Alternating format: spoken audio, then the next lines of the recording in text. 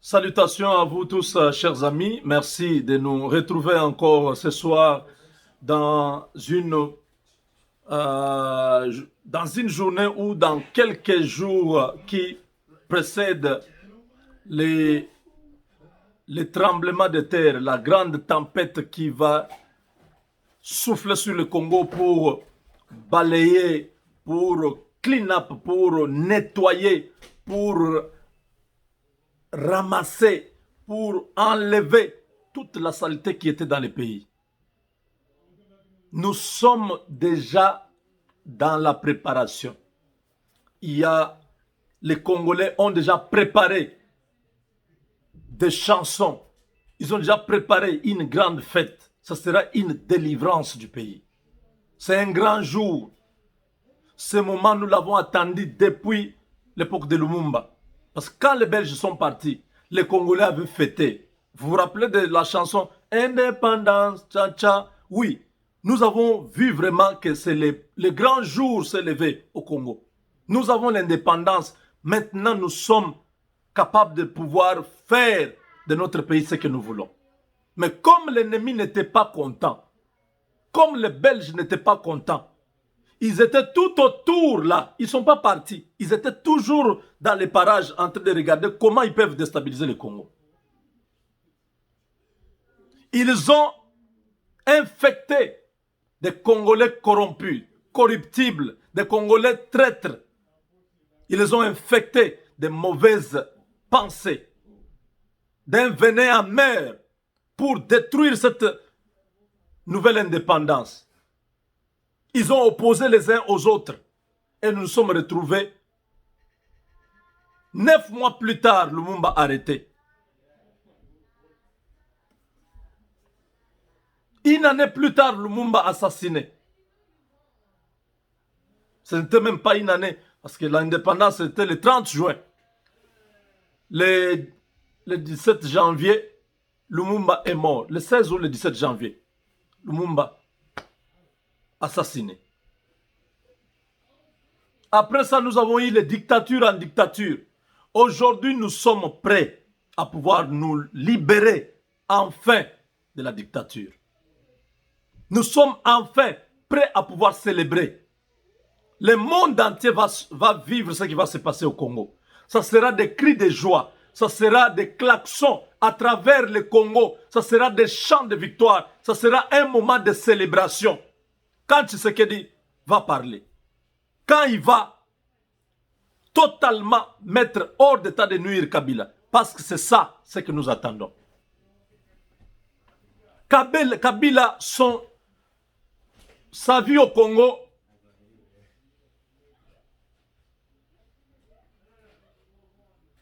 n'existe plus. Kabila ne sera pas dans l'opposition comme il pense. Tous les complots, vous vous imaginez. Tshisekedi prend le pouvoir. Les Américains sont avec Tshisekedi. On négocie à l'apaisement. On dit, ok, laissez-les qu'ils puissent vivre au Congo. Bientôt, moi aussi, après 2 mandats, je vais aussi être ancien président, je vais vivre au Congo. Les Américains acceptent de dire, ok, il peut rester là. Kabila reste là, il pense qu'il représentait quelque chose, les Américains avaient peur de lui, ou il était, je ne sais pas comment. Kabila est qui? Kabila c'est qui? Quelqu'un qui est arrivé au Congo sans même un petit sac de voyage. Un homme qui est arrivé au Congo sans éducation. Aujourd'hui, à cause de la naïveté des Congolais, à cause de la traîtrise des Congolais, Kabila s'est enrichi et il semble maintenant croire qu'il est devenu quelque chose. C'est vraiment ça. C'est une humiliation que nous avons supportée pendant beaucoup d'années. Voir ces messieurs-là. Nous ici, nous sommes allés à l'école pour rien. Des gens qui n'ont jamais été à l'école. Des gens qui n'ont même pas les droits dans ce pays-là. Parce que quand tu es un étranger dans un pays d'autrui, tu as des limites. Il y a des choses que tu ne peux pas faire. Le Congo, qui nous appartient, nous, aujourd'hui, nous vivons comme des étrangers chez nous. Kabila est un étranger avec sa famille. Ils imposent aux Congolais une vie dure. Et le Congolais commence à quémander auprès de Kabila. C'est lui qui s'est approprié toute la richesse du Congo. Et les Congolais doivent courir derrière lui pour avoir les miettes. Vous trouvez ça normal? C'est révoltant. Depuis 2015, nous avons résisté à ces messieurs. Nous avons protesté à travers le monde. Nous avons dit, ces messieurs doivent partir. Les élections arrivent, il y a eu ce qu'il y a eu. Aujourd'hui, le peuple demande au président Tshisekedi d'arrêter ces messieurs. Il n'y a pas une autre phrase à dire. Il faut arrêter ces messieurs. Les laisser libres au Congo, c'est continuer à faire douter les Congolais. De croire que nous sommes réellement sortis de cette situation. Le président Tshisekedi ne doit pas écouter Macron, tout ça, parce que c'est ça l'émission de ce soir. Le président Tshisekedi, après avoir parlé il y a 3 jours avec le premier ministre belge, c'est Macron qui l'a appelé aujourd'hui.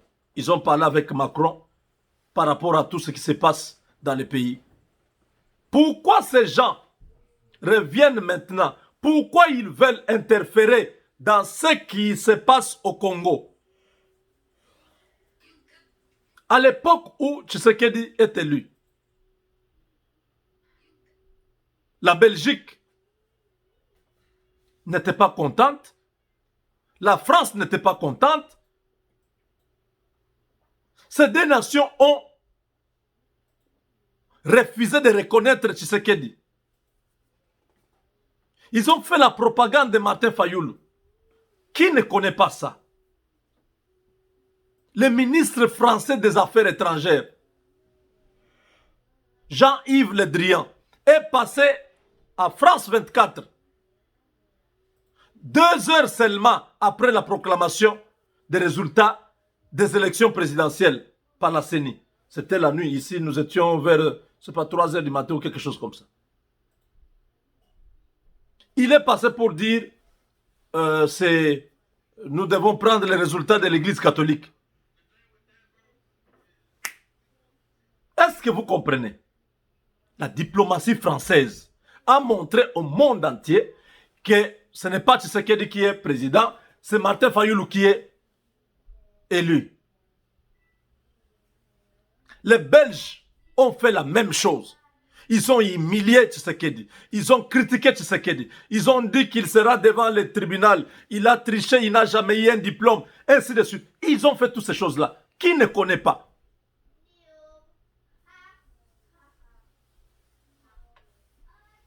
Cet épisode-là a été amorti par le soutien inconditionnel des États-Unis. Les Américains ont montré noir sur blanc qu'ils sont avec Tshisekedi.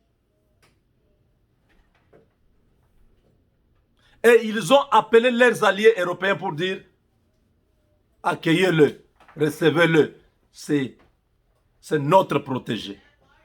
Nous sommes avec lui. Donc vous n'avez pas intérêt à entrer en contradiction avec nous. Parce que nous sommes avec lui. Marchez avec lui. C'est comme ça que Tshisekedi a été accueilli partout. Parce que la diplomatie américaine a parlé.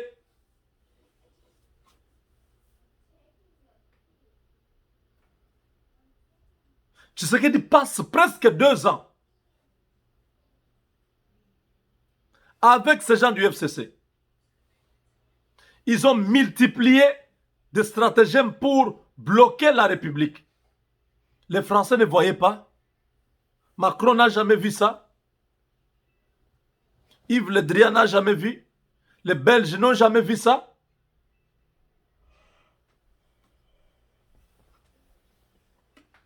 Oh, l'Union africaine.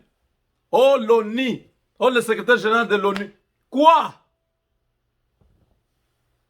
Toutes ces organisations-là sont infectées par les Rwandais ici qui sont en train d'influencer partout pour leur survie. Qui ne sait pas que les Rwandais opèrent derrière les rideaux? Qui est le tireur de ficelles? C'est Kigali. Ils ont mis leurs marionnettes là-bas, Kabila, pendant 18 ans. Mouzé avait refusé. Mouzé avait chassé ces Rwandais. C'est pourquoi il a été assassiné. Quand Kabila a pris le pouvoir, il a ouvert tous les robinets. Les vannes ont été ouvertes.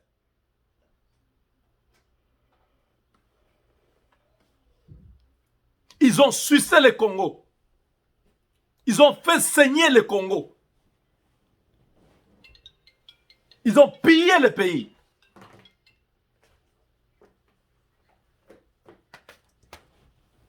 Maintenant que Tshisekedi arrive, il observe. Kagame a des intérêts à l'est du Congo. Tshisekedi lui dit non, il faut réglementer tout ça. Kagame dit quoi? Il dit oui, il faut payer les taxes, il faut payer ceci. Alors Kagame dit, ce monsieur n'est pas bon pour nous. Il faut qu'il dégage. Ils ont commencé leur stratégie pour les bloquer. Le monde entier regardait comment Tshisekedi a souffert, comment Tshisekedi devenait de plus en plus impopulaire. Moi ici, j'ai parlé plusieurs fois au président. J'ai dit, monsieur le président, aujourd'hui, est-ce que vous avez encore un discours à donner aux gens de l'Est? Regardez comment le pays est complètement ingouvernable à cause de votre alliance avec ces incirconcis ici. Ce que vous avez promis aux gens pendant la campagne à l'Est du Congo, est-ce que vous pouvez regarder les enfants de Beni dans les yeux? En Ituri, vous pouvez les regarder dans les yeux, leur dire encore que quand vous allez prendre le pouvoir, vous allez mettre votre état-major à l'Est. Quand vous allez prendre le pouvoir, c'est le peuple d'abord. L'insécurité, les gens meurent tous les jours. J'ai haussé le ton, j'ai dit non. Cette histoire doit s'arrêter. Tous les Congolais, même à l'UDPS, les jeunes de l'UDPS demandaient toujours, président, c'était devenu un problème. Le président était en train d'étudier comment en finir avec ces gens. Il en a souffert. La pression que toute la République faisait sur lui à cause de ces gens. Le président a encaissé, il savait très bien comment il était en train de travailler pour en finir avec ces gens. Nous, quand on allait avec la pression, lui amortissait la pression parce qu'il voyait les dangers qui étaient devant. Il ne pouvait pas aller vaille que vaille. Il marchait comme ce que j'ai toujours dit. Quand vous êtes sur l'espace qui est glissant, vous ne marchez pas de n'importe quelle manière. Vous marchez lentement avec assurance. C'est comme ça que Tshisekedi avait procédé. Il a compris qu'avec les FCC, c'est vraiment sur un terrain glissant. Si je fais un faux pas, je tombe et l'affaire s'arrête. Si je suis ce que tout le monde dit et ils ont raison, mais si je dois appliquer ça de la manière dont ils disent, tout va s'arrêter. Je prends ça, mais je vais entrer progressivement, et puis tout va s'arrêter. C'est ce que nous voyons aujourd'hui. Et maintenant que le peuple a parlé au travers de la consultation, les Macron et les Belges veulent encore revenir? Non. Monsieur le Président, il n'y a plus la place pour les Belges et les Français. Au nom de la diplomatie, tout ça, ces gens-là ne vous aiment pas. Ils ne vous aimeront jamais. Barnabé Ouimana, qui est en prison, a dit que vous allez recevoir une balle. Monsieur le Président, vous avez vu les gens qu'on a arrêtés. Vous êtes témoin, vous savez ce qui se passe. Ce n'est pas Kabila seul. Kabila, c'est un maillon dans le système. Si vous vous attardez à Kabila seul, vous faites une mauvaise lecture. Les Kagame sont dedans. Les multinationales sont dedans. Les Belges sont dedans. Les Français sont dedans. Les Chinois sont dedans. C'est toute une panoplie de gens qui ont des intérêts au Congo, qui en veulent à votre vie. Gloire à Dieu, parce que le Seigneur nous révèle toujours ces choses avant que ça n'arrive. Ça a commencé avant votre élection. Nous avons prié, Dieu a ouvert l'espace. Il a permis que vous puissiez prendre le pouvoir. Au mois de mars, nous avons encore vu une vision de la fille de 16 ans. Dieu merci, les gens qui étaient en train de chercher à atteindre votre vie ont été neutralisés. Kamer est en prison aujourd'hui. C'est la personne qui menaçait votre vie. Combien de gens sont morts autour de vous? Combien? Quand il a été neutralisé, est-ce que les gens ont continué à mourir à la présidence? Même pas un seul. Dieu nous a révélé ces choses parce que de vous-même, c'était difficile de comprendre ces choses-là. Dieu a permis que nous puissions, parce que nous prions pour le Congo, nous prions pour vous, nous voulons que Dieu puisse aider cette nation-là à se libérer enfin des griffes de l'ennemi. Dieu nous met ces choses-là dans la pensée et nous avons prié parce que ce qui est révélé est condamné. Ils ont été anéantis. Il y a 3 semaines, Dieu nous parle encore d'un complot qui se passe à la présidence. Et je me retrouve encore dans l'obscurité. Je suis à un endroit où on ne peut pas me voir. C'est noir. Mais moi, je peux voir les gens. Je vois un groupe de membres du FCC. Clairement, je les vois là. Avec une personne qui venait de vous, qui venait de votre équipe. Un garde du corps ou un conseiller ou un proche à vous, je ne sais pas, mais qui est mécontent, qui a été mis à l'écart, qui a été écarté. Cette personne a dit, ah ok, ils m'ont fait ça. Dit, moi aussi je vais les trahir. La personne est allée parler avec les gens du FCC, je ne sais pas, on lui a donné l'argent ou comment, mais il est venu avec eux en train de leur donner le plan de la présidence à la cité de l'OIA. Regardez, là-bas, il y a autant de militaires. De l'autre côté, il y a autant de militaires. Vers le coin là-bas, il y a des gardes. Maintenant, quand vous allez entrer, vous entrez comme ça. Il a donné tout le plan. Et pendant que je rêvais cela, j'ai couru jusque là où vous étiez. Pour venir vous alerter votre équipe de sécurité pour dire, doublez la sécurité. Il y a un danger, on va vous attaquer ici. J'ai vu ça, j'ai sursauté. Voilà, 3 semaines plus tard, le complot se concrétise. Vous avez des gens qui sont déjà à l'intérieur de la présidence. Vous avez le véhicule de la présidence qui vient avec des mercenaires. 7 mercenaires déjà à l'intérieur qui attendaient que le véhicule de la présidence entre. Comme on fait confiance toujours, le véhicule vient, on regarde, ah, c'est toi, passez. Si ce jour-là, on avait négligé, les armes allaient entrer. Ces gens avaient déjà le plan de la présidence. Ils allaient faire irruption à l'intérieur et vous abattre. Voilà comment Dieu nous révèle ces choses avant. Et nous prions 3 jours, nous anéantissons tout ce que le diable avait déjà préparé. Et le Seigneur continue à vous faire grâce. Vous savez, Dieu a fait sa part. Vous, en tant que président, faites votre part. Ne suivez pas ce que les Français, ce que tous ces présidents africains vous disent. Ces gens-là nous ont laissés dans la misère pendant 18 ans.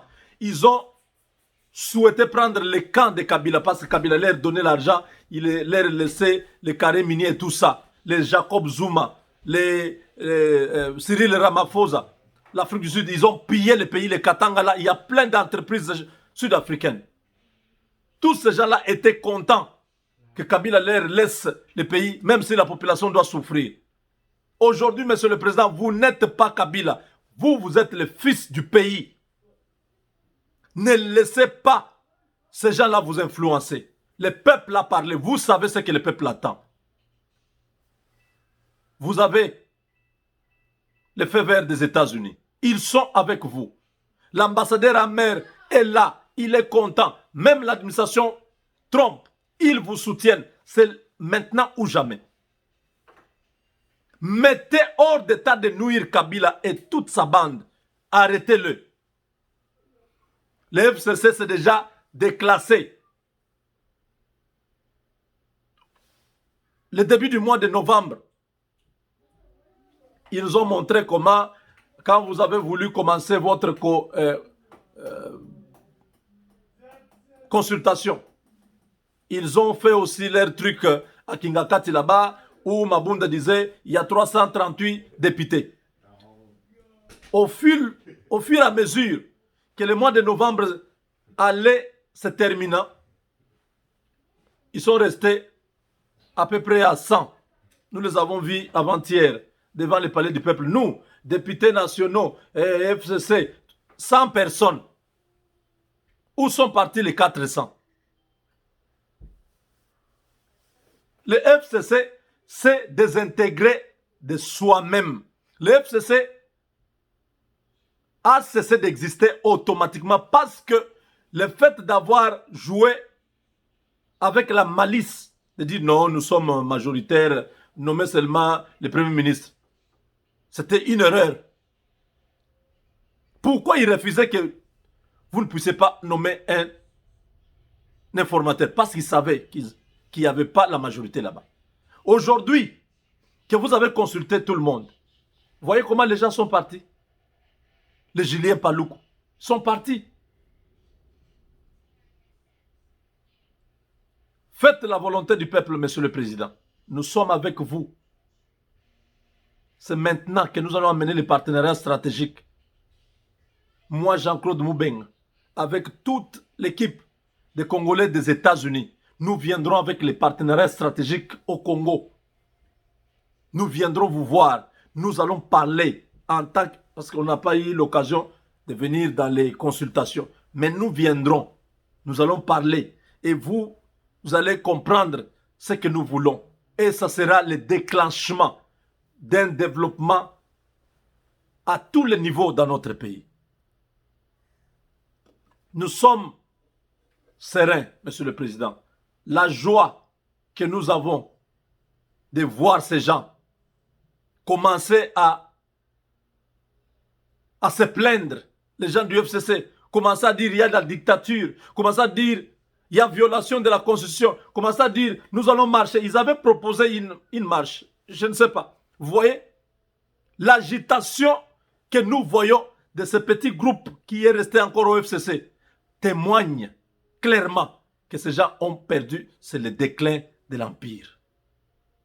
Tenez bon, n'écoutez pas Macron, n'écoutez pas tous ces gens. Monsieur le Président, ayez votre propre arme aussi. Si vous avez le temps le week-end, allez vous entraîner un peu. Tirez aussi. Sachez comment on tire. Vous n'êtes pas militaire, oui, mais ce n'est pas interdit à quelqu'un d'avoir une formation. C'est pour votre propre sécurité aussi. Parce que quelqu'un peut sortir brusquement. Vous avez votre arme, vous pouvez vous défendre. Il peut tirer, il a raté. Vous avez votre arme, vous pouvez l'achever. Ayez votre propre arme, Monsieur le Président.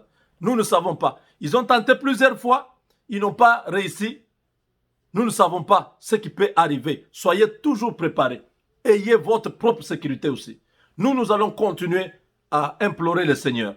Vous avez, pour la dernière chose que je voulais vous rappeler, Monsieur le Président, quand nous avons prié en novembre 2018, nous avons demandé à Dieu de délivrer le Congo.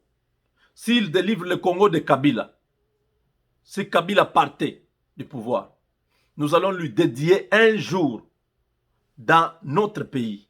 Un seul jour pour des actions de grâce. Toute la nation, nous allons commencer à commémorer, nous allons commencer à avoir un jour pour le Seigneur. Nous avons dit cela et ça s'est passé. Le 23 juin 2019, vous avez demandé que toute la nation soit avec vous au stade des martyrs. Vous avez dédié le Congo à Dieu. Et vous avez promis que chaque année, nous aurons un jour pour Dieu. Monsieur le Président, nous sommes aujourd'hui déjà, nous allons au 3 décembre. L'année se termine. Pourquoi nous n'avons pas prié avec vous, avec toute la nation? Pourquoi vous n'avez pas organisé cela? Ça doit être un engagement. Quand vous prenez un engagement avec Dieu, il faut honorer cela. Dieu fait sa part. Vous aussi honorez vos engagements. Vous avez des conseillers spirituels là-bas. Que ces gens-là se rappellent, les hommes de Dieu qui sont autour de vous, qui se rappellent que vous avez pris un engagement. Nous-mêmes, dans la prière, quand nous avons demandé à Dieu qu'il puisse nous amener là où nous sommes aujourd'hui, on avait pris un engagement. Mais comme nous ne pouvons pas avoir le pouvoir de demander à tout le monde, vous qui êtes les premiers citoyens, les numéro 1 de notre pays, ce n'est pas encore tard. Un jour, pendant ce mois de décembre, nous pouvons toujours nous rassembler encore au stade, même si vous n'êtes pas là, mais que ce soit solennel, que ce soit reconnu par toute la nation, que c'est un jour que nous prions pour l'Éternel. Vous pouvez être là, tout comme vous pouvez déléguer quelqu'un. Voilà, c'est ce que je voulais dire aujourd'hui. Pour l'instant, chers amis, merci de nous avoir suivis. Nous continuons à demander à tous ceux qui ont besoin d'avoir un avocat de nous contacter. Il y a beaucoup de témoignages. Il y a des gens qui ont déjà commencé à jouir des services des avocats. Donc, vous n'hésitez pas. Les avocats, vous pouvez avoir un ticket de la police. Vous pouvez envoyer ce ticket-là à la police, à votre avocat. Il va s'occuper de cela et vous n'allez pas payer pour ce ticket. Parce qu'il y a des lois que nous ne maîtrisons pas dans ce pays. Nous avons seulement peur. Oh voilà, si je ne paye pas, si on m'arrête en cours de route, je vais aller en prison. Nous avons peur, nous allons payer. Mais si vous avez un avocat, il connaît les articles, il connaît la loi. Il peut dire non, vous n'avez pas le droit de donner ce ticket à ce monsieur, à cet endroit. Et on va enlever ce ticket-là. Le ticket peut vous coûter 280 $, 300 $. Si vous devez payer à la police. Vous savez, les 280 $, c'est votre membership pour toute l'année. Si vous payez les 24 $, pendant 12 mois, tu peux payer à peu près 280 $. Donc, tu as un avocat pour toi, pour ta famille. N'hésitez pas, appelez-moi. Vous êtes aux États-Unis ou au Canada, ceci vous concerne. Les avocats sont disponibles à 24 $95 les mois. Mon numéro, c'est le 972-891-0976. Je ne parle pas seulement aux Congolais. Il y a les Ivoiriens, les Camerounais, il y a les Togolais. J'ai enregistré un Togolais aujourd'hui et un autre, je crois, c'est un Ivoirien. Donc, j'enregistre tout le monde. Mes émissions ne sont pas suivies seulement par les Congolais. Voilà pourquoi souvent je ne fais pas les émissions en lingala. Je parle en français parce que toute l'Afrique francophone bénéficie de ce que je dis là. Le Congo, c'est un des pays stratégiques en Afrique. Lorsque le Congo est guéri, l'Afrique est guérie. Lorsque le Congo est malade, l'Afrique est malade. Parce que du Congo La route peut quitter le Maroc jusqu'en Afrique du Sud, passant par le Congo. La route peut quitter Mombasa, au Kenya, jusqu'au Cameroun. Vous voyez, passant par le Congo toujours. Donc le Congo est au milieu. Le Congo, c'est ce grand pays qui regorge les richesses, tout ça. L'influence du Congo va faire des vagues. Quand c'est comme une pierre que vous jetez dans l'océan, ça va faire des ondulations. Les vagues là vont aller jusqu'au rivage. Donc tous les pays africains vont sentir que le Congo, ça marche. Le développement part du Congo. Ça va toucher tous les pays qui sont tout autour. Ça va embraser toute l'Afrique. Voilà, nous sommes ensemble. Avec Dieu, nous vaincrons.